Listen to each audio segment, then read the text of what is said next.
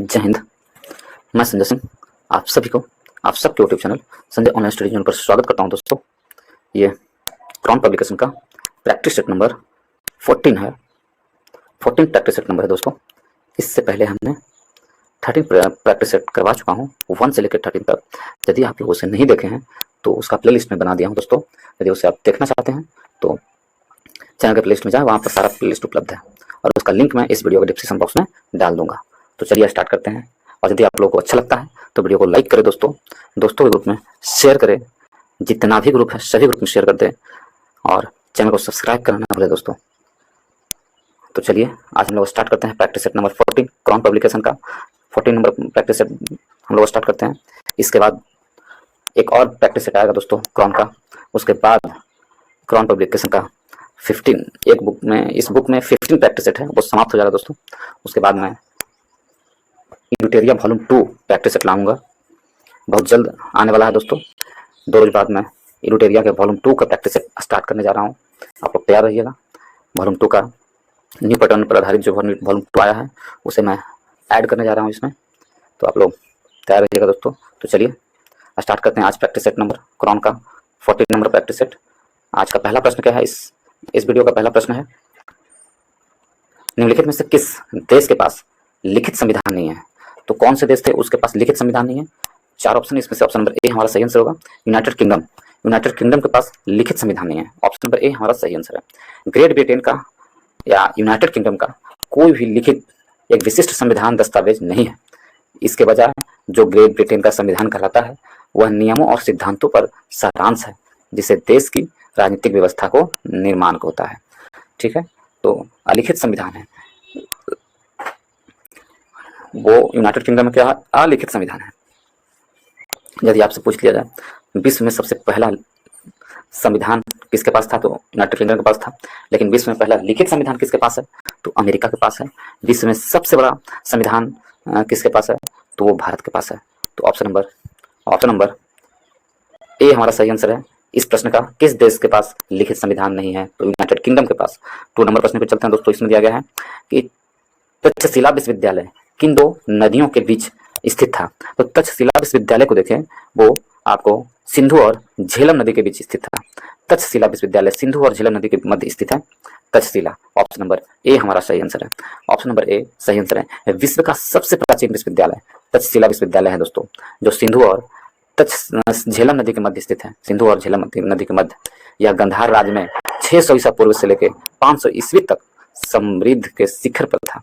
कहाँ पड़ता है गंधार? गंधार कहाँ पड़ता है, तो वो पड़ता है आपको अफगानिस्तान में दोस्तों। तो उस समय या विश्व का पहला विश्वविद्यालय था ये और सबसे प्राचीन विश्वविद्यालय था। इस विश्वविद्यालय में 68 विषयों के शिक्षा दी जाती थी और यह फिलहाल में कहाँ है, अफगानिस्तान में, और सिंधु और झेलम नदी के बीच में स्थित है। ऑप्शन नंबर ए हमारा सही आंसर होगा। नेक्स्ट पर चलते हैं दोस्तों 3rd नंबर प्रश्न को। दोराबजी टाटा द्वारा Tata iron and steel company TISCO का स्थापना किस वर्ष में की गई थी? दोराबजी टाटा द्वारा टिस्को की स्थापना 26 अगस्त 1907 को की गई थी। ऑप्शन नंबर सी हमारा सही आंसर है। 26 अगस्त 1907 को कहाँ, तो जमशेदपुर में की गई थी। जमशेदपुर जैसे हम लोग टाटा के नाम से भी जानते हैं, झारखंड के जमशेदपुर में की गई थी। ठीक है, इसने 1912 में जमशेदपुर के टाटा समूह का एक शाखा के रूप में स्टील का उत्पादन किया और शुरू किया। कंपनी ने अपना नाम टिस्को से बदलकर टाटा स्टील लिमिटेड कर दिया 2005 में। कंपनी ने अपना नाम, पहले कंपनी का नाम टिस्को था, उसका नाम बदल करके क्या कर दिया गया, टाटा स्टील लिमिटेड, वो 2005 में कर दिया गया। ठीक है, कब हुआ Tata iron and steel company की स्थापना? जमशेदजी टाटा ने की थी। कब, तो 26 अगस्त 1907 को जमशेदपुर में दोराबजी टाटा द्वारा स्थापित की गई थी। ऑप्शन नंबर सी हमारा सही आंसर है। कहाँ की गई थी, तो जमशेदपुर में। नेक्स्ट प्रश्न चलते हैं दोस्तों 4 नंबर। बिहार में ऐप का संबंध किस क्षेत्र से है? तो बिहार में ऐप का संबंध किस क्षेत्र से है, तो इसका संबंध कृषि से है। बिहार में ऐप का संबंध कृषि से है। बिहार के सभी जिलों में खेती किसान से जुड़ी सभी फसलों की स्थिति, उपज, कीमत, मौसम सहित सभी प्रकार की जानकारियां के लिए बिहान ऐप शुरू किया गया है। बिहान ऐप, बिहार में कौन सा ऐप शुरू किया गया किसानों के लिए? बिहान ऐप। ऑप्शन नंबर डी हमारा सही आंसर है। नेक्स्ट प्रश्न चलते हैं दोस्तों 5 नंबर प्रश्न की ओर। इसमें दिया गया है वाणिज्य बैंक निम्नलिखित में से किस प्राथमिकता क्षेत्र को ऋण देते हैं? तो वाणिज्य बैंक है निम्नलिखित में से किस प्राथमिकता क्षेत्र को ऋण देती है? तो वाणिज्य बैंक है जो आपको कृषि, लघु उद्योग और कमजोर तबके के लिए ऋण देती है। ऑप्शन नंबर बी हमारा सही आंसर है। नेक्स्ट प्रश्न चलते हैं दोस्तों 6 नंबर प्रश्न की ओर। जीडीपी सूचकांक के क्षेत्रवार वितरण से किसका मापन किया जाता है जा सकता है? जीडीपी सूचकांक के क्षेत्रवार वितरण से किसका मापन किया जा सकता है? तो जीडीपी सूचकांक के क्षेत्रवार से किसका मापन किया जाता है? तो इसमें देश का आर्थिक विकास का मापन किया जाता है। ऑप्शन नंबर बी हमारा सही आंसर है। जीडीपी में क्या है? देश के आर्थिक विकास का मापन किया जाता है। ऑप्शन नंबर बी हमारा सही आंसर है। नेक्स्ट प्रश्न चलते हैं दोस्तों 7 नंबर प्रश्न में। निम्नलिखित में कौन सी सीमा रेखा रेडक्लिफ रेखा कहलाती है? तो सीमा रेखा किसके किसके बीच की सीमा रेखा को रेडक्लिफ रेखा कहते हैं? भारत और पाकिस्तान के बीच की सीमा रेखा को रेडक्लिफ रेखा कहते हैं। ऑप्शन नंबर सी हमारा सही आंसर है। भारत और पाकिस्तान की सीमा रेखा को रेडक्लिफ रेखा कहते हैं और 17 अगस्त 1947 को रेडक्लिफ रेखा खींची गई थी।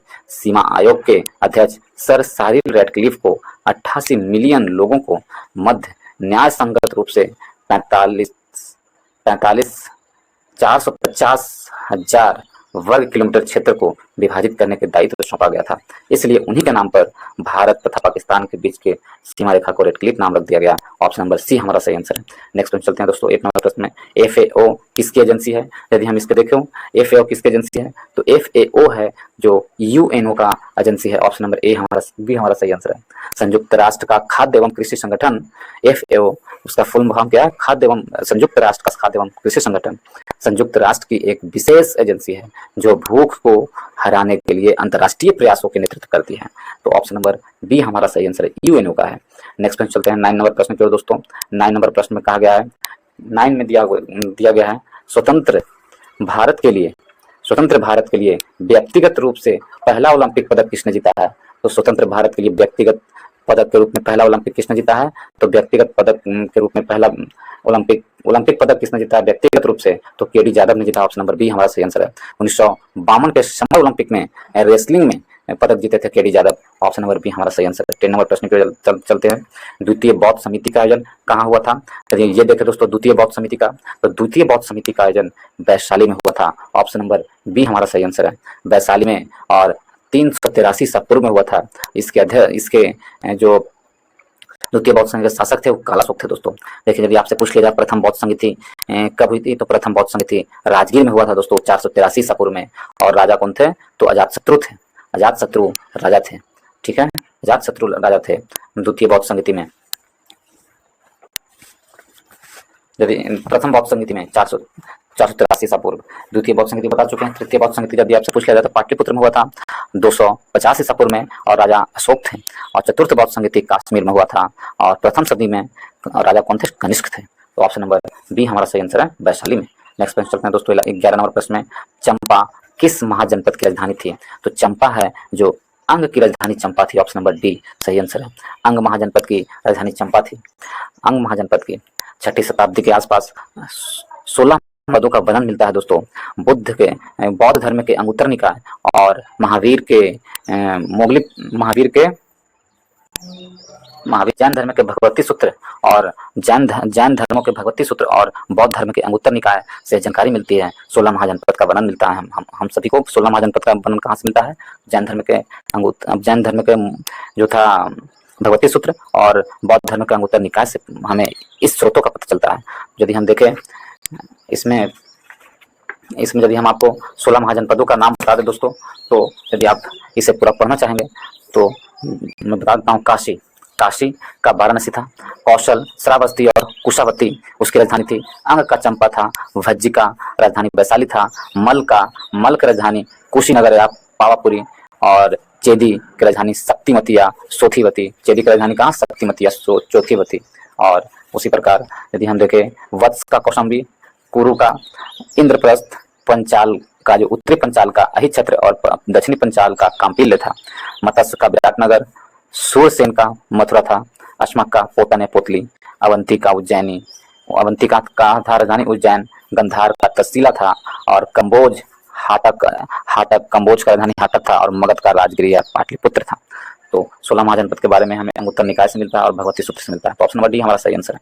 नेक्स्ट प्रश्न चलते हैं दोस्तों। किस प्राचीन नगर के अवशेष कुम्हरार स्थल से प्राप्त हुए हैं। तो वो कौन सा प्राचीन नंबर जिसका अवशेष कुम्हरार स्थल से प्राप्त हुए हैं? तो वो स्थल है पाटलिपुत्र से।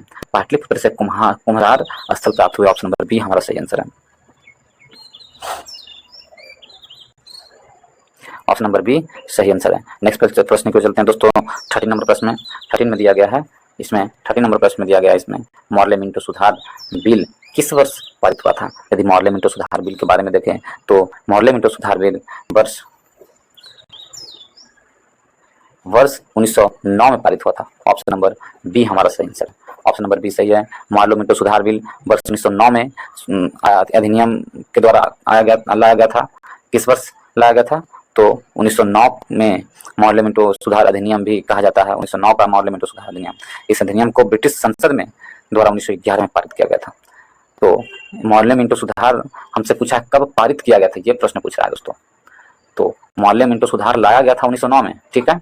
मॉर्ले मिंटो सुधार लाया गया था 1909 में, लेकिन पारित किया गया था 1911 में। ऑप्शन नंबर सी हमारा सही आंसर है।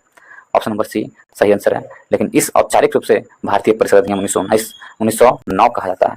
इस अधिनियम का उद्देश्य था मुस्लिम अल्पसंख्यकों को खुश करना, उदारवादियों का हाथ मजबूत करना तथा उग्रवादियों की ताकत को तोड़ना, इसका मुख्य उद्देश्य था। तो ऑप्शन नंबर सी हमारा सही आंसर होगा। नेक्स्ट क्वेश्चन चलते हैं दोस्तों। निम्नलिखित सत्याग्रहों में से किसका नेतृत्व महात्मा गांधी ने नहीं किया था? यदि हम इसका देखें, महात्मा गांधी ने किसका नेतृत्व नहीं किया था? तो महात्मा गांधी ने इसमें बारदौली का नेतृत्व नहीं किया था। ऑप्शन नंबर सी हमारा सही आंसर है। भारत छोड़ो आंदोलन जो 1942 में हुआ था, इसका नेतृत्व महात्मा गांधी ने किए थे। सविनय अवज्ञा आंदोलन 1931 में हुआ था, इसका नेतृत्व महात्मा गांधी ने किए थे। और खेड़ा जो आंदोलन था, खेड़ा आंदोलन का नेतृत्व भी महात्मा गांधी ने किए थे। परंतु इसका बरदौली सत्याग्रह जो 1928 में हुई थी, इसका नेतृत्व महात्मा गांधी ने नहीं किए थे, बल्कि सरदार वल्लभ भाई पटेल ने किए थे। और इसी बरदौली सत्याग्रह का नेतृत्व करने के टाइम में वहां के बरदौली की महिलाओं ने सरदार वल्लभ भाई पटेल को सरदार की उपाधि दी थी। ऑप्शन नंबर सी हमारा सही आंसर है। नेक्स्ट प्रश्न चलते हैं दोस्तों। 15 नंबर प्रश्न में निम्नलिखित में से कौन सा द्वीप भारतीय तट क्षेत्र तट रेखा के सुदूरवर्ती द्वीप की श्रेणी में आता है? भारतीय तट रेखा के सुदूरवर्ती द्वीप की श्रेणी में आता है, वो कौन सा तट द्वीप है? तो भारत का वो द्वीप है मिनिकॉय। मिनिकॉय, इन चारों में से मिनिकॉय सुदूरवर्ती क्षेत्र में आता है। मिनिकॉय लक्षद्वीप समूह जो दक्षिणतम द्वीप है, लक्षद्वीप के शेष द्वीपों से 9 डिग्री चैनल द्वारा विभक्त होता है मिनिकॉय। इन शेष द्वीपों में काला पानी द्वीप से 201 दक्षिण में मिनिकॉय स्थित है। मिनिकॉय दक्षिण में स्थित है। इन दोनों से सबसे दक्षिण में कौन है? मिनिकॉय है। मिनिकॉय, ठीक है। ऑप्शन नंबर सी हमारा सही आंसर है। नेक्स्ट प्रश्न चलते हैं दोस्तों। नेक्स्ट प्रश्न चलते हैं, इसमें जब देखें नेक्स्ट प्रश्न को, यदि इसमें हम देखें, इसी में देखें ऑप्शन नंबर ए को देखें, भटकल द्वीप। भटकल द्वीप या नेत्रानी द्वीप भी कहते हैं भटकल द्वीप को। भटकल द्वीप को नेत्रानी द्वीप भी कहते हैं। कर्नाटक के तटीय भाग से 10 नॉटिकल मील की दूरी पर स्थित है भटकल द्वीप। अरनाला द्वीप देखें दोस्तों, अरनाला द्वीप है जो महाराष्ट्र तट पर स्थित है अरनाला द्वीप। और हैंनरी द्वीप है जो पश्चिम बंगाल में स्थित है। नेक्स्ट प्रश्न चलते हैं दोस्तों। 16 नंबर प्रश्न को, निम्नलिखित में से कौन सा वृक्ष समुद्र तल में सर्वाधिक ऊंचाई पर पाया जाता है? यदि इसे देखें, समुद्र तल में सबसे अधिक ऊंचाई पर पाया जाने वाला कौन सा वृक्ष है? तो देवदार वृक्ष है समुद्र तल में सबसे अधिक ऊंचाई पर पाने वाला वृक्ष। ऑप्शन नंबर ए हमारा सही आंसर होगा। देवदार वृक्ष पश्चिमी हिमालय में 1500 से 2500 मीटर की ऊंचाई में मध्य पाई जाने वाली शीतोष्ण वनों की प्रमुख उत्पाद है और हिमालय की ऊंचाई के मध्य में पाई जाती है। चीड़ वृक्ष है जो हिमालय की ऊंचाई के मध्य में पाई जाती है। साल, सौगान उष्णकटिबंधीय पतझड़ वन में पाई जाने वाली महत्वपूर्ण वृक्ष है साल और सौगान। चीड़ है जो हिमालय के 500 मीटर से 1500 मीटर के बीच में पाई जाती है चीड़ का वृक्ष। लेकिन देवदार का वृक्ष 1500 मीटर से 2500 मीटर की ऊंचाई के बीच में पाई जाती है देवदार वृक्ष। तो सबसे ऊंचा कौन है? तो देवदार की। ऑप्शन नंबर ए हमारा सही आंसर है। और साल और सौगान क्या है? आपको उष्णकटिबंधीय पतझड़ वन के वृक्ष हैं साल और सौगान। नेक्स्ट क्वेश्चन चलते हैं दोस्तों। 17 नंबर प्रश्न में, बिहार में डालमिया नगर किसके लिए प्रसिद्ध है? यदि ये देखें बिहार में डालमिया नगर, तो बिहार में जो डालमिया नगर है वो पड़ता कहाँ है? तो बिहार में जो डालमिया नगर है वो रोहतास जिले में पड़ता है, ठीक है, रोहतास जिले में। और मुख्य रूप से सीमेंट उद्योग के लिए प्रसिद्ध है डालमिया नगर। किसके लिए? सीमेंट उद्योग के लिए प्रसिद्ध है। इसके अतिरिक्त यहाँ पर चीनी, कागज, केमिकल आदि उद्योग भी स्थापित किए गए हैं। तो ऑप्शन नंबर इसके लिए सीमेंट उद्योग के लिए, ऑप्शन नंबर बी सही आंसर है। 30 नंबर प्रश्न को, निम्नलिखित में से कौन सा पक्षियों का महाद्वीप के नाम से जाना जाता है? पक्षियों के महाद्वीप के नाम से जाने जाने वाला कौन सा द्वीप है? तो दक्षिण अमेरिका द्वीप पक्षियों के नाम से जाना जाता है। ऑप्शन नंबर सी हमारा सही आंसर है। दक्षिण अमेरिका द्वीप है। ऑप्शन नंबर सी सही आंसर है।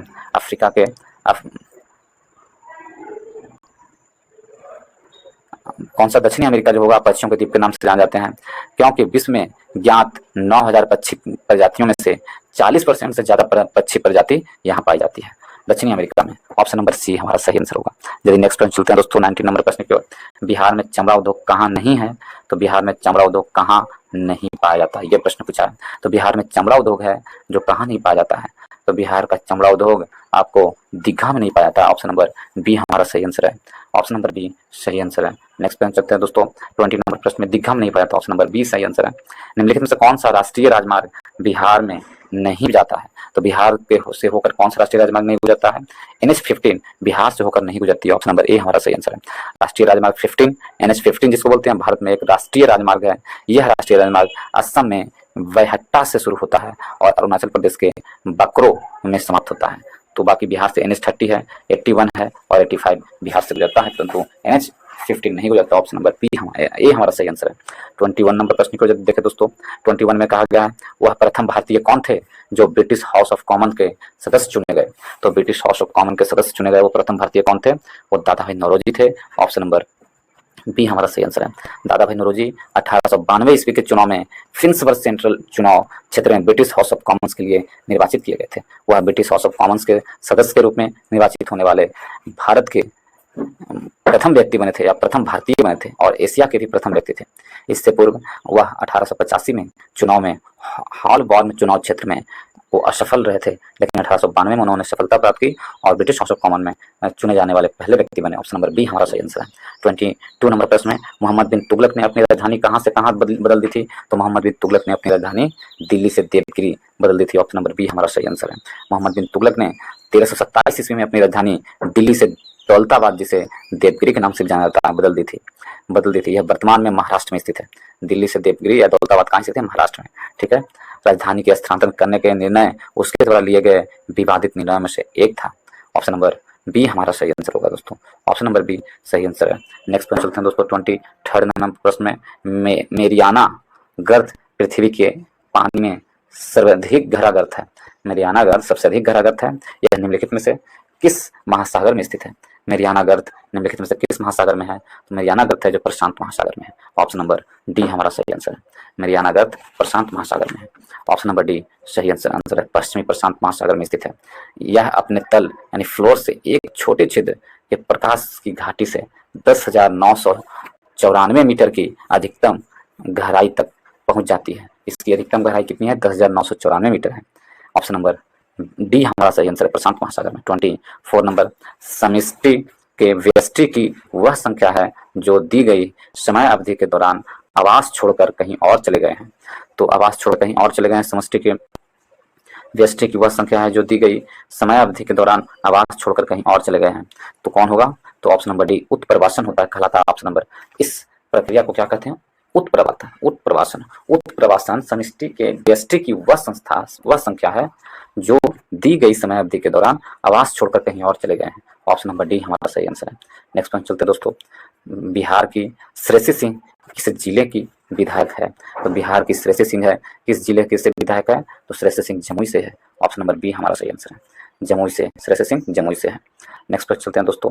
इसमें दिया हुआ यूएसए ओपन 2023 का पुरुष एकल खिताब किसने जीता है? यूएसए ओपन 2023 का पुरुष खिताब किसने जीता है? तो ये यदि हम इसे देखें, यूएसए ओपन पुरुष का खिताब सर्बिया के नोवाक जोकोविच ने जीता है। किसने जीता है? नोवाक जोकोविच ने। और हराया किसे था? डेनियल मेदवेदेव को हरा करके यूएसए ओपन 2023 का खिताब जीता। डेनियल मेदवेदेव को हराकर नोवाक जोकोविच ने जीता। ऑप्शन नंबर ए हमारा सही आंसर होगा। ऑप्शन नंबर ए सही आंसर होगा। यदि आपसे ऑस्ट्रेलिया ओपन पूछ लिया जाए दोस्तों, 2024 का ऑस्ट्रेलियन ओपन पूछ लिया जाए, तो आप क्या बताइएगा? तो ऑस्ट्रेलियन ओपन 2024 का पुरुष एकल का खिताब जेनिक सिनर ने जीता है, जो इटली के हैं। जेनिक सिनर, उन्होंने पुरुष एकल का खिताब 2024 का ऑस्ट्रेलियन ओपन में जीते हैं। और किसे हराकर वो जीते हैं? तो ऑस्ट्रेलियन ओपन उन्होंने डेनियल मेदवेदेव को हराकर, रूस के हैं डेनियल मेदवेदेव, उन्हें हराकर जीते हैं ऑस्ट्रेलियन ओपन का पुरुष एकल खिताब। यदि आपसे ऑस्ट्रेलियन ओपन का महिला एकल खिताब पूछ लिया जाए, तो ऑस्ट्रेलियन ओपन का महिला एकल खिताब एरिना सबलेंका ने जीता है और झोंग क्विंग वेन को हराकर। झोंग क्विंग वेन चीन की है और उसे हराकर एरिना सबलेंका, बेलारूस के एरिना सबलेंका ने जीती है महिला एकल का ऑस्ट्रेलियन ओपन का खिताब 2024 का। तो ऑप्शन नंबर ए हमारा सही आंसर है दोस्तों। यदि आपसे अमेरिकन ओपन महिला एकल का खिताब यदि आपसे पूछ लिया जाए, यूएसए ओपन का महिला एकल का खिताब किसने जीता है? कोको कॉफ ने जीती है। यूएसए ओपन का महिला एकल खिताब जो अमेरिका की है, एरिना सेबलेंका को हराकर, बेलारूस की एरिना सेबलेंका है, उसे हराकर कोको कॉफ जीती है अमेरिका महिला एकल खिताब। तो यूएसए ओपन पुरुष एकल खिताब किसने जीता है? तो नोवाक जोकोविच ने। ऑप्शन नंबर ए सही आंसर है। नेक्स्ट प्रश्न चलते हैं दोस्तों 27 नंबर प्रश्न में। इसमें दिया गया दुनिया के सबसे ऊंचे फाइटर एयरफील्ड का विकास कहाँ हुआ है? दुनिया के सबसे ऊंचा फाइटर एयरफील्ड का विकास लद्दाख में हुआ। ऑप्शन नंबर डी हमारा सही आंसर है। कहाँ हुआ? लद्दाख में। ऑप्शन नंबर डी सही आंसर है। नेक्स्ट प्रश्न चलते हैं दोस्तों। इसमें दिया गया 28 नंबर प्रश्न की ओर। 28 में दिया गया है कि निम्नलिखित में से किस नगर में प्रथम बौद्ध सभा आयोजित की गई थी? किस नगर में प्रथम बौद्ध सभा आयोजित की गई थी? तो प्रथम बौद्ध सभा कहाँ आयोजित की गई थी? अभी जस्ट हमने बताया था दोस्तों।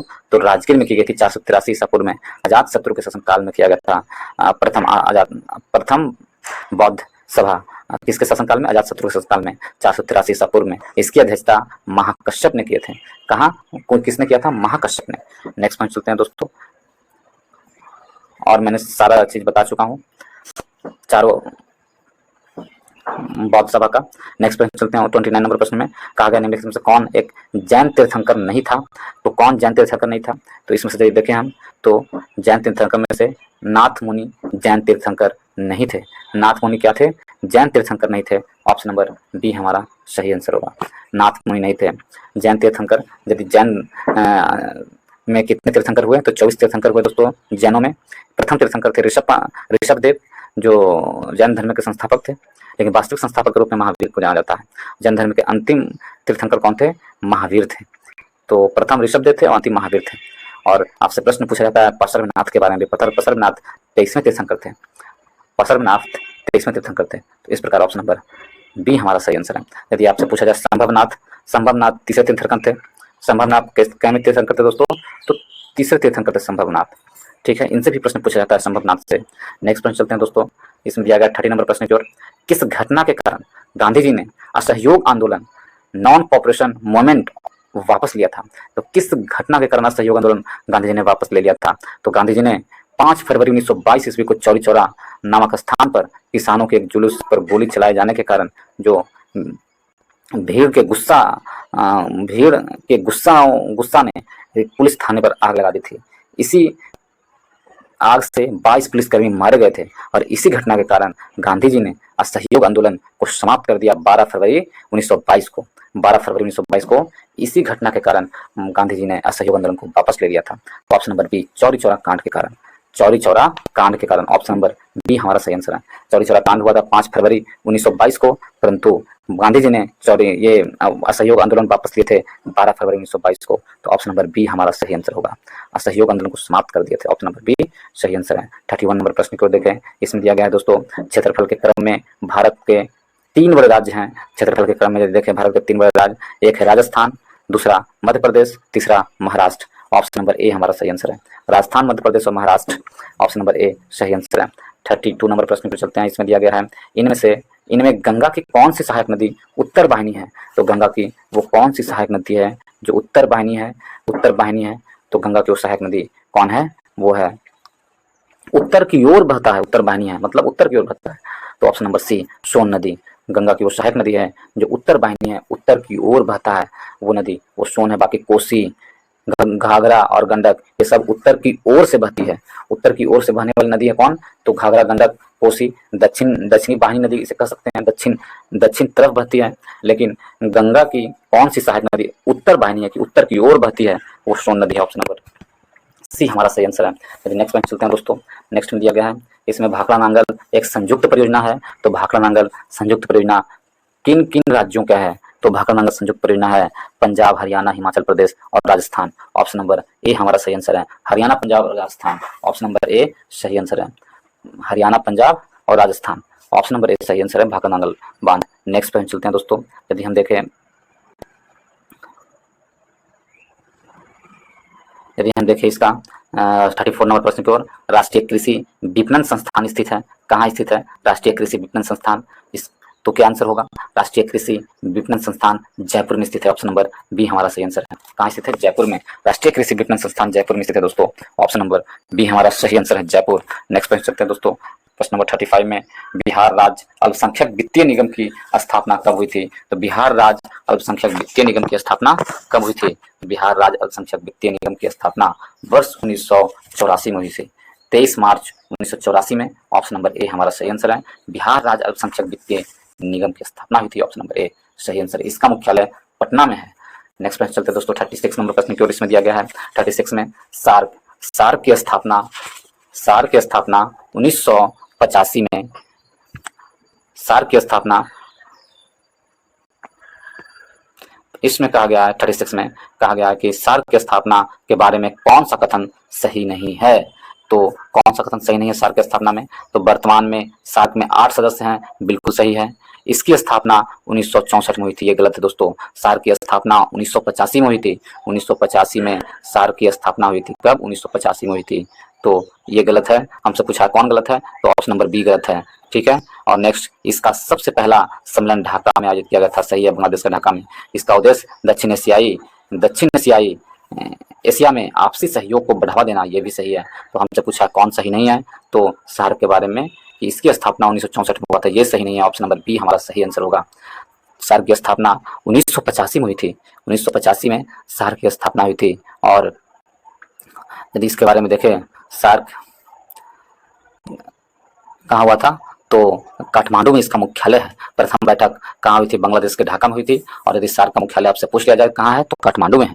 ऑप्शन नंबर बी सही आंसर है। नेक्स्ट प्रश्न चलते हैं दोस्तों। इसमें दिया गया है प्रश्न नंबर 37 की ओर। इसमें है 37 नंबर प्रश्न में कि ग्लोबल जेंडर गैप रिपोर्ट में कौन जारी करता है?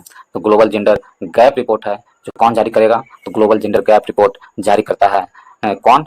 तो WEF विश्व आर्थिक मंच के द्वारा ग्लोबल जेंडर गैप रिपोर्ट जारी किया जाता है। ऑप्शन नंबर बी हमारा सही आंसर है। ऑप्शन नंबर बी सही आंसर है। ग्लोबल जेंडर गैप रिपोर्ट किसके द्वारा जारी किया जाता है? तो विश्व आर्थिक मंच के द्वारा। ऑप्शन नंबर बी सही आंसर है। नेक्स्ट प्रश्न चलते हैं दोस्तों। इसमें दिया गया है नेक्स्ट प्रश्न हम लोग देखते हैं 38 नंबर प्रश्न में, राज्यसभा में राज्यों को प्रतिनिधित्व निम्नांकित में से किस आधार पर किया जाता है? तो राज्यसभा में राज्यों का प्रतिनिधित्व किस आधार पर किया जाता है? तो राज्यों का प्रतिनिधित्व किस आधार पर किया जाता है? प्रत्येक राज्य के लिए बराबर है राज्यों का प्रतिनिधित्व? नहीं, इसके आधार पर नहीं किया जाता है। तो किसके आधार पर किया जाता है? उनकी जनसंख्या के अनुपात के स्थान पर, उनके क्षेत्रफल के अनुपात के स्थान पर, या उनके राजस्व के अनुपात के स्थान पर। तो राज्यसभा में जो प्रतिनिधित्व किया जाता है उनकी जनसंख्या के आधार पर किया जाता है। ऑप्शन नंबर बी हमारा सही आंसर है। ऑप्शन नंबर बी सही आंसर है। ठीक है। राज्यसभा में विभिन्न राज्यों के प्रतिनिधित्व सीटों का बंटवारा उनकी जनसंख्या के आधार पर किया जाता है। भाग कितने अनुसूची में है? तो राज्यसभा में सीटों का बंटवारा का चौथी अनुसूची में दिया गया है। चौथी अनुसूची में दिया गया है। ऑप्शन नंबर बी हमारा सही आंसर है। 39 नंबर प्रश्न में चलते हैं। डॉक्टर एन गोपाल कृष्णन का निधन हो गया है, वह किस क्षेत्र से जुड़े हुए थे? तो डॉक्टर एन गोपाल कृष्णन का निधन हो गया है, वह किस क्षेत्र से थे? तो एन गोपाल जो थे वो एन गोपाल थे जो साइंस के क्षेत्र से संबंधित थे। साइंस के क्षेत्र से, साइंस के प्रसिद्ध scientist doctor N Gopal Krishnan का निधन हो गया। वो Gopal Krishnan CSIR structural engineer research centre के एडवांस सेंसमिक टेस्टिंग एवं रिसर्च लेबोरेटरी के लिए प्रसिद्ध वैज्ञानिक थे। ऑप्शन नंबर बी हमारा सही आंसर है। वो साइंस से संबंधित थे। नेक्स्ट प्रश्न चलते हैं दोस्तों। इसमें दिया गया है 40 नंबर प्रश्न में दिया गया है। 40 नंबर प्रश्न में, केंद्रीय कैबिनेट ने देश में कितने नए नर्सिंग कॉलेज की स्थापना को मंजूरी दी है? तो केंद्रीय कैबिनेट ने देश में 157 केंद्रीय कैबिनेट ने 157 मेडिकल नर्सिंग कॉलेजों की स्थापना की है। कितना? 157 नर्सिंग कॉलेज की स्थापना की घोषणा की है, मंजूरी दी है 157 नर्सिंग कॉलेज को। ऑप्शन नंबर सी हमारा सही आंसर है। ऑप्शन नंबर सी सही आंसर है। नेक्स्ट प्रश्न की ओर चलते हैं दोस्तों।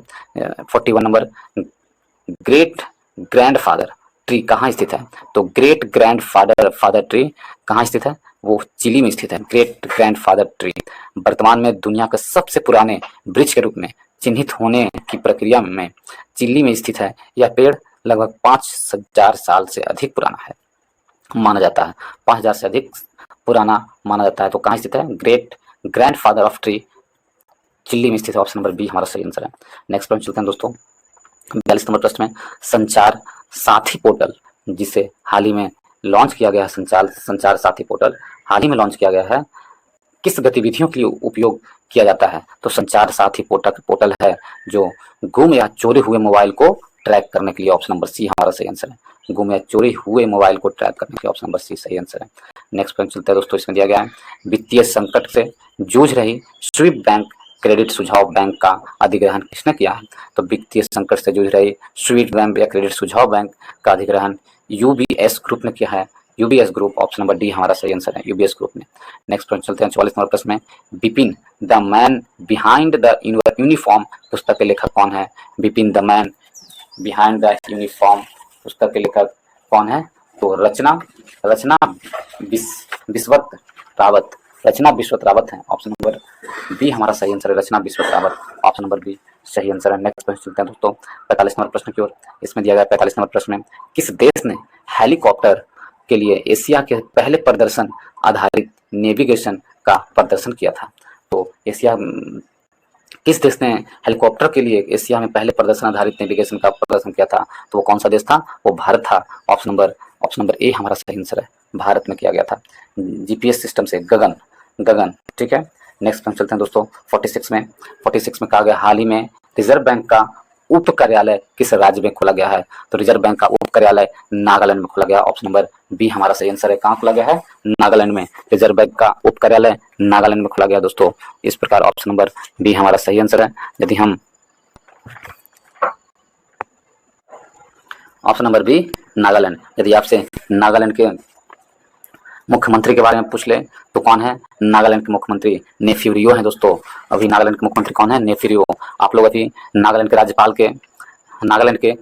के बारे में हमको बताइए कि नागालैंड के राज्यपाल अभी कौन है? कमेंट बॉक्स में कमेंट करें कि नागालैंड के वर्तमान में राज्यपाल कौन है। ठीक है। नागालैंड की स्थापना कब हुई थी एक राज्य के रूप में? तो 1963 में नागालैंड को एक राज्य के रूप में स्थापना हुई थी। कब? 1963 में, 1 दिसंबर 1963 में। यदि आपसे नागालैंड की राजधानी पूछ ले तो कोहिमा है। नागालैंड के जो विधानसभा सीटों की संख्या कितनी है? तो 60 है।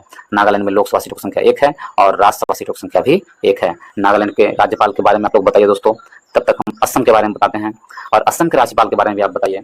असम के भी मुख्यमंत्री कौन है? तो असम के मुख्यमंत्री हेमंत बिस्व शर्मा है। असम के राज्यपाल के बारे में आप लोग बताइए कौन है? कमेंट बॉक्स में लिखें। और असम की स्थापना हुई 26 जनवरी 1950 में। असम का राजधानी दिसपुर है। असम में विधानसभा सीटों की संख्या कितनी है? तो 126 है और लोकसभा सीटों की संख्या असम में 14 है और राज्यसभा सीटों की संख्या असम में 7 है। यदि मेघालय को देखें, तो मेघालय की राजधानी क्या है? तो मेघालय की राजधानी यदि हम देखें तो उसकी राजधानी शिलांग है। और मेघालय की स्थापना कब हुई थी एक राज्य के रूप में? तो मेघालय की स्थापना वर्ष 1972 में हुई थी। वर्ष 1972 में 3 राज्यों की स्थापना हुई थी दोस्तों। जब आएगा मैं तब तक बताऊंगा 3 राज्यों की। तो कौन कौन राज्य वो थे वर्ष 1972 में? 3 राज्य। तो हमने कहा था माँ से मणिपुर, में से मेघालय और त्रि से त्रिपुरा। ये 3 राज्य जो 1972 में स्थापित की गई थी माँ मैत्री के नाम से। मेघालय, मणिपुर, मेघालय और त्रिपुरा 1972 में स्थापित किए गए थे। चलिए यहाँ के राज्यपाल के बारे में पूछे तो कौन है मेघालय के राज्यपाल? तो फागू चौहान है। यहाँ के मुख्यमंत्री कोनराड संगमा है। मेघालय के मुख्यमंत्री कोनराड संगमा है। नेक्स्ट प्रश्न चलते हैं दोस्तों। इसमें डी में देखते हैं सिक्किम की राजधानी कौन है? सिक्किम की राजधानी गंगटोक है और सिक्किम की स्थापना वर्ष 1975 में हुई थी। वर्ष 1975 में सिक्किम की स्थापना हुई थी। सिक्किम के राज्यपाल लक्ष्मण आचार्य हैं सिक्किम के राज्यपाल, और सिक्किम के मुख्यमंत्री प्रेम सिंह तमांग है सिक्किम के मुख्यमंत्री। आपसे मैंने पूछा था नागालैंड के राज्यपाल, तो नागालैंड के राज्यपाल का नाम क्या है? तो ला गणेशन है। अभी नागालैंड के राज्यपाल अभी ला गणेशन है। और असम का राज्यपाल भी हमने आपसे पूछा था, तो असम के राज्यपाल गुलाब चंद्र कटारिया हैं। नेक्स्ट प्रश्न चलते हैं दोस्तों। इसमें मेरा आंसर क्या होगा? ऑप्शन नंबर बी नागालैंड इसका आंसर होगा। नेक्स्ट प्रश्न चलते हैं प्रश्न नंबर 47 में कहा गया, हाल ही में आरबीआई के डिप्टी गवर्नर के रूप में किसे नियुक्त किया गया है? तो हाल ही में आरबीआई के डिप्टी गवर्नर के रूप में किसे नियुक्त किया गया, ये प्रश्न पूछा गया। यदि हम ये देखें डिप्टी गवर्नर कौन चुने गए हैं अभी हम, तो आरबीआई के डिप्टी गवर्नर स्वामीनाथन जानकी रमन को चुना गया। ऑप्शन नंबर बी हमारा सही आंसर है। स्वामीनाथन जानकी रमन को क्या चुना गया? डिप्टी गवर्नर चुना गया। ऑप्शन नंबर बी सही आंसर है। ऑप्शन नंबर बी सही है। नेक्स्ट पॉइंट चलते हैं दोस्तों 48 नंबर प्रश्न में, किस राज्य की हॉकी टीम ने हॉकी इंडिया जूनियर पुरुष राष्ट्रीय चैंपियनशिप 2023 जीता है? तो किस राज्य के हॉकी टीम ने जीता है हॉकी इंडिया पुरुष चैंपियनशिप? तो किस राज्य ने जीता है? मध्य प्रदेश ने। मध्य प्रदेश राज्य ने जूनियर पुरुष राष्ट्रीय चैंपियनशिप जीता है हॉकी का। ऑप्शन नंबर बी सही आंसर है। ऑप्शन नंबर बी सही आंसर है। और ये कहाँ हुआ था? बिरसा मुंडा हॉकी स्टेडियम में हुआ था। जो बिरसा मुंडा हॉकी स्टेडियम में फाइनल हुआ था, मध्य प्रदेश में जो बिरसा मुंडा हॉकी स्टेडियम है उसमें फाइनल खेला गया था।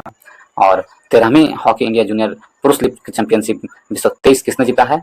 तो वो मध्य प्रदेश ने जीता है। चंडीगढ़ को हराकर मध्य प्रदेश ने जीता है। तो ऑप्शन नंबर बी सही आंसर है। ऑप्शन नंबर बी सही आंसर है। तीसरे स्थान पर कौन रहा था? तीसरे स्थान पर हरियाणा रही थी, हरियाणा की टीम। यदि आपसे मध्य प्रदेश के बारे में पूछा जाए तो आप लोग बताइए अभी मध्य प्रदेश के नए मुख्यमंत्री कौन बने हैं? मध्य प्रदेश के नए मुख्यमंत्री के बारे में आप लोग कमेंट बॉक्स में कमेंट करें। यदि हम देखें तो आपको मैं मध्य प्रदेश के राज्यपाल के बारे में बता देता हूँ। तो मध्य प्रदेश के जो राज्यपाल हैं अभी कौन है उसके बारे में बताते हैं। आप लोग मुख्यमंत्री के बारे में हमें बताइए अभी मध्य प्रदेश के मुख्यमंत्री कौन है? और मध्य प्रदेश के अभी राज्यपाल गंगूभाई छगन भाई पटेल हैं, मध्य प्रदेश के राज्यपाल। ठीक है, मध्य प्रदेश की राजधानी भोपाल है और मध्य प्रदेश में विधानसभा सीटों की संख्या 230 है दोस्तों, राज्यसभा सीटों की संख्या 11 है और लोकसभा सीटों की संख्या 29 है। उत्तर प्रदेश देखें दोस्तों तो उत्तर प्रदेश में राज्यसभा सीटों की संख्या आप लोग बताइए कितना है? उत्तर प्रदेश में राज्यसभा सीटों की संख्या कितनी है ये हमें बताइए आप लोग। यदि उत्तर प्रदेश में मुख्यमंत्री देखें योगी आदित्यनाथ और वहाँ के राज्यपाल कौन है ये भी बताइए। उत्तर प्रदेश के राज्यपाल कौन है ये बताइए हमको। इसका आंसर मैं इस प्रश्न को समाप्त करने के बाद मैं दे दूंगा। तो चलिए, उत्तर प्रदेश में यदि लोकसभा सीटों की संख्या आपसे पूछे तो भारत में सभी राज्यों में सबसे अधिक लोकसभा सीटों की संख्या, राज्यसभा सीटों की संख्या और विधानसभा सीटों की संख्या या विधान परिषद सीटों की संख्या सबसे अधिक कहाँ है? उत्तर प्रदेश में ही है। तो उत्तर प्रदेश में विधान परिषद भी है। उत्तर प्रदेश में विधानसभा की सीटों की संख्या कितना है? तो 403 है उत्तर प्रदेश में विधानसभा सीटों की संख्या। और लोकसभा सीटों की संख्या 80 है उत्तर प्रदेश में। और राज्यसभा सीटों की संख्या आपको बताने के लिए कहे हैं, आप बताइए। और उत्तर प्रदेश में विधान परिषद भी है दोस्तों। जो उत्तर प्रदेश में विधान परिषद की संख्या सीटों की संख्या कितनी है? 100 है। उत्तर प्रदेश में विधान परिषद की संख्या कितनी है? 100। ठीक है, और उत्तर प्रदेश में अभी राज्यपाल भी हम आपसे पूछे हैं, वो भी बताइए। चलिए, तो हम लोग देखते हैं हरियाणा के में आते हैं हम लोग। हरियाणा के जो अभी मुख्यमंत्री हैं वो कौन है? और हरियाणा के जो अभी मुख्यमंत्री कौन है, वहाँ के राज्यपाल कौन है ये बताइए। तो हरियाणा के राज्यपाल के बारे में बताइए कौन है। तो हरियाणा के मुख्यमंत्री यदि हम देखें तो मनोहर लाल खट्टर है और हरियाणा में की राजधानी चंडीगढ़ है। इसमें विधानसभा सीटों की संख्या 90 है, राज्यसभा सीटों की संख्या 5 है और लोकसभा सीटों की संख्या 10 है हरियाणा में। नेक्स्ट पॉइंट चलते हैं दोस्तों पंजाब को देखते हैं। तो पंजाब का राजधानी भी चंडीगढ़ है और पंजाब के जो राज्यपाल हैं लेफ्टिनेंट जनरल गुरमीत सिंह हैं। पंजाब में मुख्यमंत्री कौन है? तो भगवंत मान है पंजाब के मुख्यमंत्री। और पंजाब में लोकसभा सीटों की संख्या कितनी है? 13 है और राज्यसभा सीटों की संख्या पंजाब में 7 है। पंजाब में विधानसभा सीटों की संख्या 117 है। ठीक है, तो हमने आपसे पूछा था उत्तर प्रदेश के राज्यपाल के बारे में, तो आनंदीबेन पटेल हैं उत्तर प्रदेश के राज्यपाल। और आपसे पूछा था उत्तर प्रदेश में विधानसभा सीटों की संख्या कितनी है? नहीं, उत्तर प्रदेश में राज्यसभा सीटों की संख्या कितनी है ये हमने आपसे पूछा था। उत्तर प्रदेश में राज्यसभा सीटों की संख्या 31 है दोस्तों, सबसे अधिक। भारत में सबसे अधिक राज्यसभा सीटों की संख्या कहाँ है? उत्तर प्रदेश में है। कितना है? 31 है, यानी 31 है। और मध्य प्रदेश के हमने आपका मुख्यमंत्री के बारे में पूछा था कि मध्य प्रदेश के मुख्यमंत्री कौन है? तो मध्य प्रदेश के मुख्यमंत्री डॉक्टर मोहन यादव हैं। मध्य प्रदेश के मुख्यमंत्री डॉक्टर मोहन यादव हैं। ठीक है, डॉक्टर मोहन यादव मध्य प्रदेश के मुख्यमंत्री हैं। और आपसे हरियाणा के राज्यपाल के बारे में पूछा था, तो हरियाणा के राज्यपाल बंडारू दत्तात्रेय हैं। कौन है? बंडारू दत्तात्रेय हरियाणा के राज्यपाल हैं। नेक्स्ट प्रश्न चलते हैं दोस्तों, प्रश्न नंबर 49 की ओर किस फार्मूला 1 रेसलर ने ब्रिटिश ग्रांड प्री का खिताब जीता है? तो फार्मूला 1 रेसलर ने ब्रिटिश ग्रांड प्रिक्स का खिताब जीतने वाला कौन है? यदि इसे हम देखें तो इसका आंसर क्या होगा 49 का? तो इसमें मैक्स वर्स्टैपेन ने रेड बुल के फार्मूला 1 रेसलर ने मैक्स वर्स्टैपेन ने ब्रिटिश ग्रांड प्री खिताब जीता है। ऑप्शन नंबर बी हमारा सही आंसर है।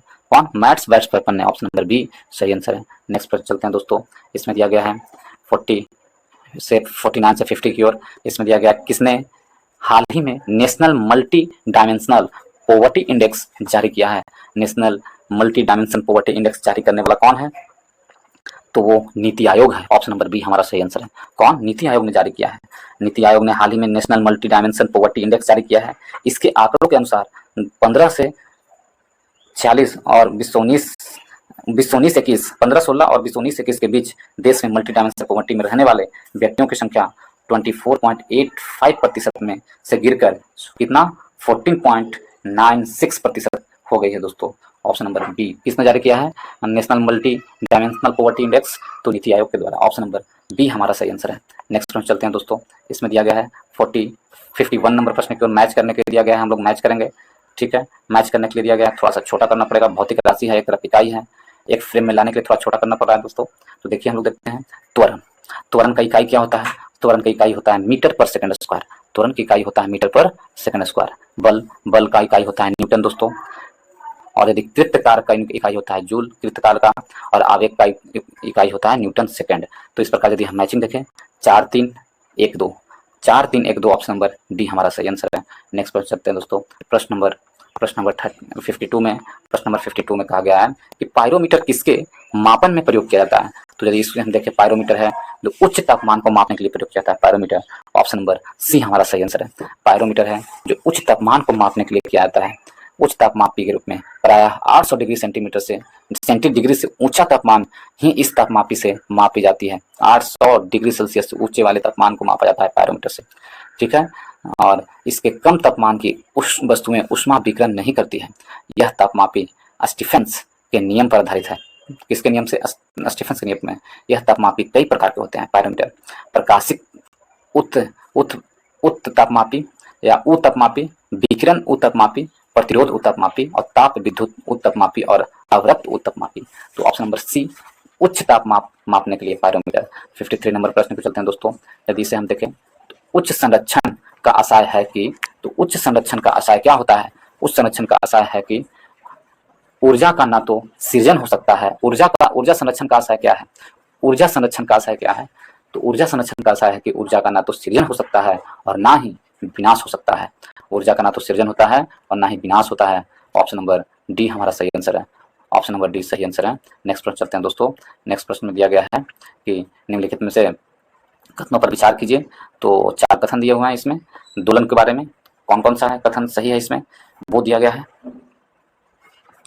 तो कौन से कथन सही हैं दोलन के बारे में?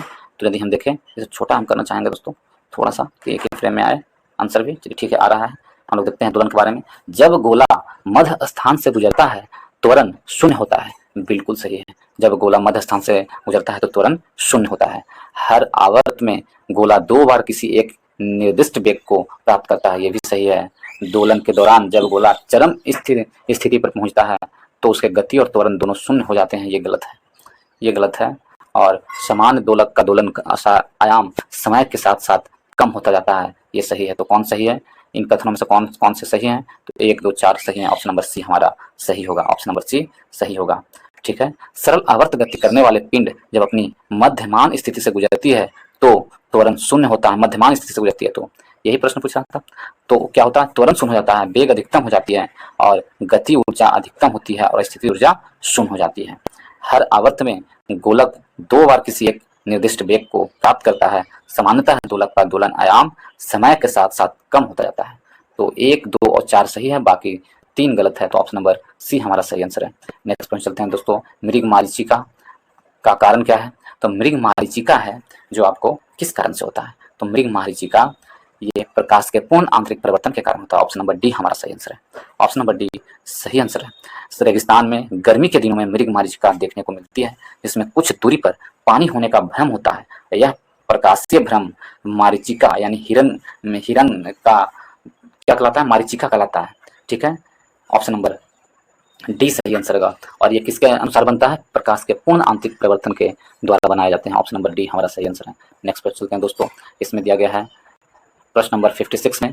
यदि इसे हम देखें 56 नंबर प्रश्न में, तो 56 में दिया गया समय की दृष्टिकोण से 2 द्रवों P और Q के ताप का 0 डिग्री सेंटीग्रेड से 100 डिग्री सेंटीग्रेड तक उतार चढ़ाव नीचे के आरेख में दिखाया गया है। 0 डिग्री से 100 डिग्री तक दिखाया गया तापमान को। तो इस फिगर के अनुसार हमको आंसर देना है। इसे छोटा मैं करना चाहता हूँ, पूरा छोटा नहीं हो रहा है दोस्तों। यदि इसे हम देखें, इसमें कहा निम्नलिखित में से कौन सा कथन सही है? कथन ए में, चलिए 2 पार्ट में देख लेते हैं, नजर नहीं आएगा फिर। ठीक है, तो कथन ए में कहा गया है कि तापमान प्रक्रिया में द्रव P द्रव Q की तुलना में सदा उच्चतर है। गलत है। तापमान तापमान प्रक्रिया में दोनों ही द्रव्यों का तापमान किसी ही समय एक साथ नहीं रहेगा, ये भी गलत है। P का तापमान Q की तुलना में 100 डिग्री सेंटीग्रेड पर तेजी से पहुंच जाता है, ये भी गलत है। हमसे पूछा कौन सही है, तो Q का तापमान P की तुलना में 100 डिग्री सेंटीग्रेड तेजी पर पहुंचता है, ऑप्शन नंबर डी सही है।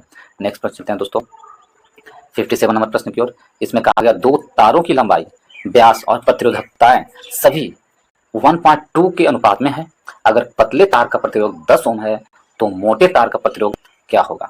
यदि पतले तार का प्रतिरोध 10 ओम है तो रेशियो कितना है, 1:2 है।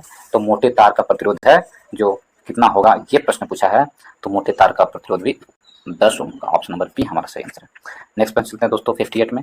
इसमें कहा गया निम्नलिखित में से कौन सा तत्व सोलर सेल में उपयोग किया जाता है।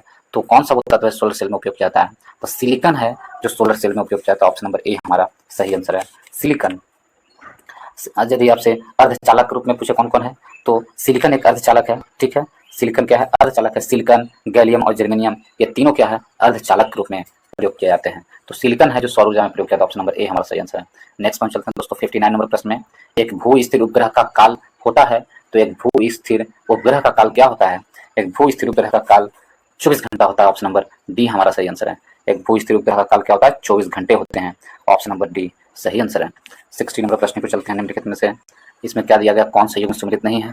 तो 60 नंबर प्रश्न में दिया हुआ है कि जेम्स वाट 60 नंबर प्रश्न पर यदि देखें, जेम्स वाट वाष्प का इंजन सही है, ये बिल्कुल सुमिलित है। हमसे पूछा कौन सुमिलित नहीं है, तो ये सुमिलित है। एजी वेल यानी टेलीफोन का खोजकर्ता सही है। जेल बेयर्ड टेलीविजन सही है, और जे पार्किंसन पेनिसिलिन का ये गलत है। तो हमसे पूछा कौन गलत है, ऑप्शन नंबर डी गलत है। इस प्रकार ऑप्शन नंबर डी हमारा सही आंसर होगा। नेक्स्ट पर चलते हैं दोस्तों। नेक्स्ट में दिया गया 61 में निम्न युग्म में से कौन सा एक कण प्रतिकण युग्म है।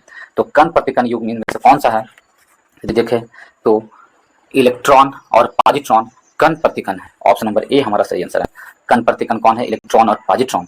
देखिए प्रत्येक मौलिक कणों का एक प्रतिकण भी होता है जिसके द्रव्यमान मूल कण के बराबर होता है, ठीक है। इसका द्रव्यमान जो मूल कण है उसके एकदम बराबर होता है, ठीक है। लेकिन विद्युत आवेश उस कण के विपरीत होता है, उसका आवेश होता है बिल्कुल उसके विपरीत होता है। जैसे पॉजिट्रॉन और इलेक्ट्रॉन का द्रव्यमान तो सेम है परंतु विद्युत आवेश डिफरेंट है। कुछ कण और प्रतिकण के बारे में मैं बताता हूं दोस्तों। जैसे देखिए इलेक्ट्रॉन मूल कण है, इसका प्रतिकण कौन है, पॉजिट्रॉन। प्रोटॉन मूल कण है, इसका प्रतिकण है एंटी प्रोटॉन। और न्यूट्रॉन मूल कण है, इसका प्रतिकण है एंटी न्यूट्रिनो, तो न्यूट्रिनो, ठीक है। इस प्रकार है। यदि आपसे पूछ लिया जाए इलेक्ट्रॉन के खोजकर्ता कौन है, जे थॉमसन ने इलेक्ट्रॉन की खोज किया था। इलेक्ट्रॉन की खोज जे थॉमसन ने किया था, और पॉजिट्रॉन की खोज एंडरसन ने किया था। पॉजिट्रॉन की खोज एंडरसन ने, प्रोटॉन की खोज गोल्डस्टीन ने किया था दोस्तों। प्रोटॉन की खोज गोल्डस्टीन ने किया था, जबकि एंटी प्रोटॉन की खोज सिग्गर ने किया था, सिग्गर ने एंटी प्रोटॉन। और न्यूट्रॉन की खोज चैडविक ने किया था, जबकि एंटी न्यूट्रिनो की खोज पॉली ने किया था। तो ऑप्शन नंबर ए हमारा सही आंसर है। 62 नंबर प्रश्न में चलते हैं। निम्नलिखित में से किस वस्तु के नमूने को हवा में खुला रखने पर कुछ समय पश्चात गायब हो जाता है, जैसे कपूर, नेफ्थलीन अथवा शुष्क बर्फ। इस परिघटना को क्या कहते हैं, इस परिघटना को ऊर्ध्वपातन कहते हैं। ऊर्ध्वपातन का उदाहरण क्या है, कपूर, नेफ्थलीन एवं शुष्क बर्फ। ऑप्शन नंबर ए हमारा सही आंसर है 62 का ऑप्शन नंबर ए सही आंसर है। नेक्स्ट पॉइंट चलते हैं दोस्तों 63 में। कांसा मिश्रित धातु है किसका, कांसा है जो मिश्रित धातु है तांबा और टीन का, ऑप्शन नंबर ए हमारा सही आंसर है। तांबा और टीन में, इसमें तांबा 88% और टीन 12% होता है, और इसके मिश्रण से कांसा बनाए जाते हैं, और कांसा के उपयोग से बर्तन बनाए जाते हैं और मूर्तियां बनाने में प्रयोग किए जाते हैं कांसा में। ऑप्शन नंबर ए हमारा सही आंसर है। नेक्स्ट पॉइंट चलते हैं दोस्तों। इसमें दिया गया है 64 में निम्नलिखित में से कौन सा सामान्य ताप पर ठोस अवस्था में रहता है। तो कौन सा सामान्य ताप पर ठोस अवस्था में रहता है, क्लोरीन, ब्रोमीन, आयोडीन और फ्लोरीन। तो इसमें से समान अवस्था में ठोस के रूप में कौन रहता है, आयोडीन रहता है। ऑप्शन नंबर सी हमारा सही आंसर है, आयोडीन रहता है। नेक्स्ट प्रश्न चलते हैं दोस्तों 65 में। पीएच एक मूल्यांकन दर्शाता है, तो पीएच है जो क्या चीज का मूल्यांकन दर्शाता है, तो पीएच है किसी घोल की अम्लता या क्षारीयता होने की मूल्यांकन को दर्शाता है। ऑप्शन नंबर बी सही आंसर है। किसी घोल कितना अम्लीय है या कितना क्षारीय है वो दर्शाता है पीएच मान। नेक्स्ट यदि देखें पीएच मान की खोज किसने किया था दोस्तों, तो पीएच मान की खोज सोरेनसन ने किया था। किसने, सोरेनसन ने किया था, ठीक है। सोरेनसन ने किया था। इसका जो मान है 0 से लेकर 14 के बीच में होता है पीएच मान। यदि पीएच मान यदि 7 के नीचे है तब अम्लीयता होगा, और 7 से ऊपर है तो पीएच मान क्षारीयता होगा, और 7 के बीच में है तो वो न्यूट्रल होगा। नेक्स्ट प्रश्न चलते हैं दोस्तों, 6 नंबर प्रश्न में। बहुलक जो विशेषता बर्तनों पर ना चिपकने वाली सतह के रूप में प्रयुक्त होती है, कौन सा है? तो ना चिपकने वाली सतह के रूप में प्रयुक्त होती है वो टेफ्लॉन है। ऑप्शन नंबर बी सही आंसर है। टेफ्लॉन एक दहनशील पदार्थ है, यह एक अत्यंत उपयोगी प्लास्टिक है। एथिलीन के चारों हाइड्रोजन परमाणुओं को फ्लोरीन द्वारा प्रतिस्थापित करने पर टेट्राफ्लोरो एथिलीन C4C2F5 बनता है दोस्तों, और इसी का बहुलीकृत होकर टेफ्लॉन नामक एक प्लास्टिक का निर्माण किया जाता है। तो ऑप्शन नंबर कौन? बी सही आंसर है। 67 में कहा गया निम्नलिखित में किस विस्फोटक का नाम नोबेल तेल है? तो किस विस्फोटक का नाम नोबेल तेल है? TNG का नाम नोबेल तेल है। ऑप्शन नंबर ए हमारा सही आंसर है। ट्राई नाइट्रोग्लिसरीन, TNG जिसको कहते हैं ट्राई नाइट्रोग्लिसरीन का नाम TNG है, उसका नाम नोबेल तेल है।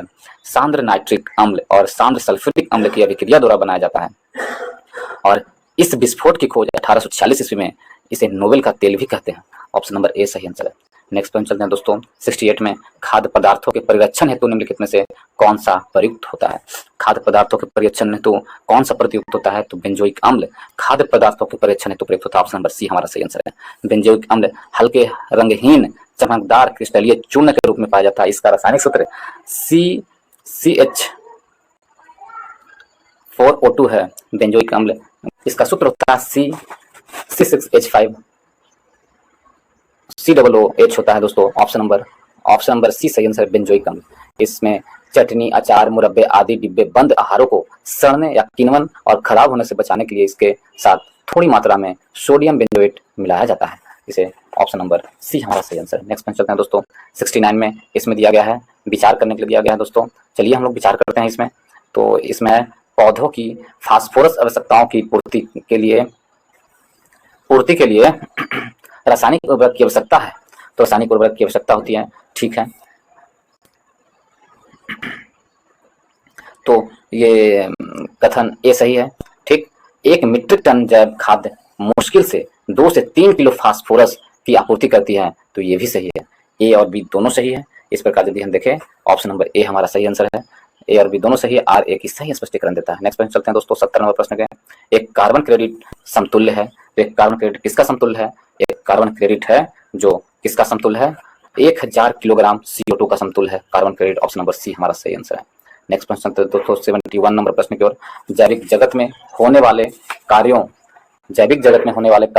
के गुण व पद्धति के अध्ययन के इस ज्ञान को मशीनी जगत में उपयोग करने को क्या कहा जाता है? तो इस ज्ञान को मशीनी जगत में उपयोग करने को क्या कहते हैं? बायोनिक्स कहते हैं। ऑप्शन नंबर ए हमारा सही आंसर है। नेक्स्ट पॉइंट चलते हैं दोस्तों, निम्नलिखित में से इसमें 72 में प्याजों के छिलके उतारने पर आंसू आते हैं क्योंकि प्याज निष्कासित करते हैं। तो प्याज क्या निष्कासित करती है? प्याजों के छिलकों में यदि हम आंसू आता है, वो कौन सी रासायनिक पदार्थ को छोड़ता है प्याज, जिसके कारण हमारे आंखों से आंसू आती है? तो वो सल्फेनिक अम्ल छोड़ती है, ना कि सल्फोनिक अम्ल। सल्फेनिक अम्ल छोड़ती है प्याज, सल्फेनिक अम्ल, जिसके कारण हमारी आंखों में आंसू आती है। प्याज है जो लिलिएसी कुल की प्रजाति है दोस्तों। किसकी? लिलिएसी कुल की प्रजाति है प्याज। यह कंद सब्जी के रूप में आता है। प्याज है जो कंद सब्जी के रूप में आता है, प्रयोग किया जाता है। इसकी तीखापन एक वाष्पशील तेल एलाइल प्रोपाइल डाइसल्फाइड के कारण होता है। कौन? एलाइल प्रोपाइल डाइसल्फाइड के कारण होता है। प्याज काटने पर या छिलके उतारने पर सल्फेनिक अम्ल के कारण आंखों में आंसू आती है। सल्फेनिक अम्ल, ऑप्शन नंबर बी हमारा सही आंसर है। 73 में 2,4-D है। 2,4-D क्या है? 2,4-D डाइक्लोरोफिनॉक्सी एसिड अम्ल होता है। 2,4-D एक संश्लेषित ऑक्सीजन है। यह एक पादप हार्मोन है जिसका उपयोग खरपतवारनाशी के रूप में किया जाता है। 2,4-D क्या है? तो एक खरपतवारनाशी है। ऑप्शन नंबर डी हमारा सही आंसर है। नेक्स्ट पॉइंट चलते हैं दोस्तों, 74 नंबर प्रश्न में। जब एक व्यक्ति वृद्ध होते जाता है तो सामान्यतः उसका रक्त का दाब क्या होता है? जब एक व्यक्ति बूढ़ा होते जाता है तो उसका रक्त के दाब क्या होता है? तो उसके रक्त का दाब बढ़ता जाता है। ऑप्शन नंबर बी हमारा सही आंसर है, बढ़ता जाता है। 120/80 होता है, लेकिन वृद्ध व्यक्ति के रक्त का दाब 130/80 होता है। नेक्स्ट पॉइंट चलते हैं दोस्तों, और यदि आप लोग दोस्तों प्रैक्टिस सेट